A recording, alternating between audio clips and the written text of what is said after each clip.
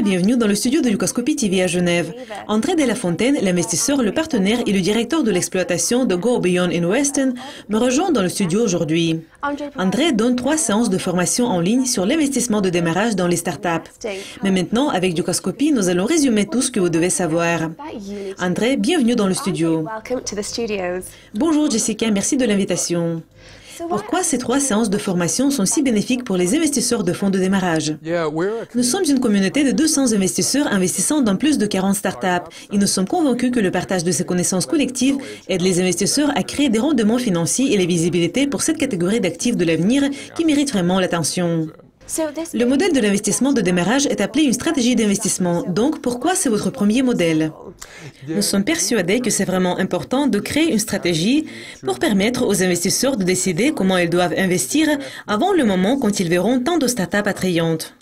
Il y a beaucoup d'investisseurs qui arrivent dans le domaine, ils aiment ce qu'ils voient, ils tombent amoureux de la première startup qu'ils voient, et puis ils investissent la plupart de leur argent trop tôt. Ils ne gardent pas assez d'argent pour les étapes suivantes et pour les startups plus intéressantes.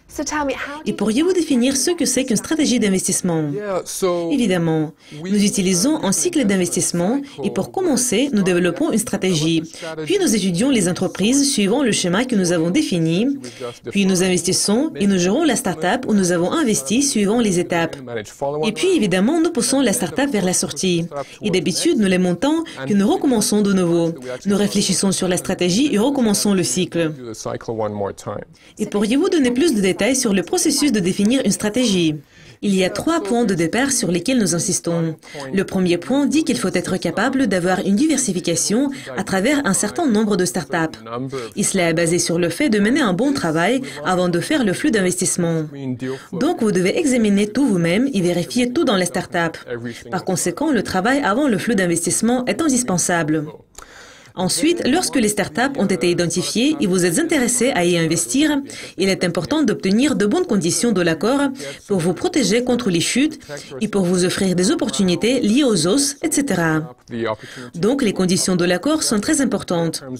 Et tout cela est beaucoup plus facile quand vous êtes membre d'une communauté qui peut s'occuper d'une grande partie du travail de présélection pour vous et vous aider à construire des conditions de l'accord qui vont répondre à vos besoins. C'est très intéressant. Et voulez-vous ajouter quelque chose? Oui, dernier point, mais pas le moindre, il est important de garder assez d'argent pour les futures étapes. Cela donne aux sociétés qui ont du succès la possibilité de progresser. Et en même temps, cela protège l'investissement et en fait aide à obtenir de meilleurs rendements sur les étapes suivantes par rapport à ceux de la première étape. André, merci beaucoup d'avoir partagé vos connaissances avec nous. Et nous attendons avec impatience le prochain épisode de cette émission. Merci de votre invitation. C'est tout pour le moment. Pour apprendre les dernières mises à jour, restez à l'écoute de Lucascopie TV. Au revoir.